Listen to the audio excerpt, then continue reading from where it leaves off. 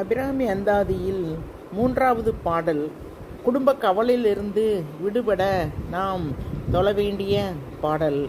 அறிந்தேன் எவரும் அறியா மறையே அறிந்து கொண்டு செருந்தேன் உனது திருவடிக்கே திருவே வெறிவி பிரிந்தேன் நின் அன்பர் பெருமை எண்ணாத கரும நெஞ்சால் மறிந்தே விழு நரகுக்கு உறவாய் மனிதரையே.